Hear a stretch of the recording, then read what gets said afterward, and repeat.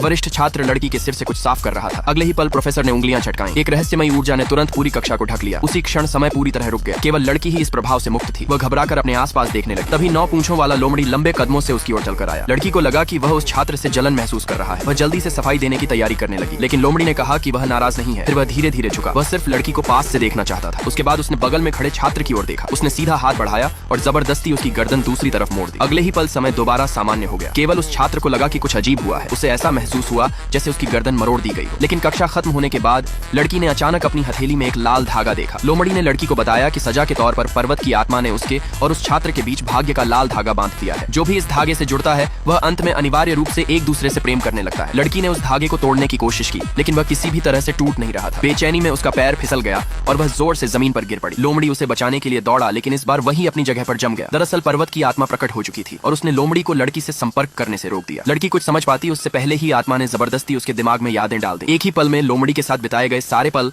उस छात्र के साथ बिताए गए पलों में बदल गए। उसी समय लोमड़ी ने अपनी पूरी शक्ति का इस्तेमाल करके बंधन तोड़ दिए और बेहोश पड़ी लड़की की ओर दौड़ा। लेकिन आत्मा ने उसे शांत रहने को कहा और बताया कि यह लड़की के लिए सिर्फ एक सपना है। साथ ही उसी जगह उसने लोमड़ी को चेतावनी दी कि वह भाग्य को चुनौती न दे। उस रात लोमड़ी चुपचाप लड़की के पास आया। उसके चेहरे पर पहली बार डर साफ दिखाई दे रहा था। उसे डर था कि कहीं कोई उसे उससे छीन न ले। लड़की ने उससे कहा कि वह शांत रहे, लेकिन वह यह नहीं देख पाई कि लोमड़ी उस लाल धागे को कितनी मजबूती से पकड़े हुए था। लेकिन यह सब व्यर्थ था।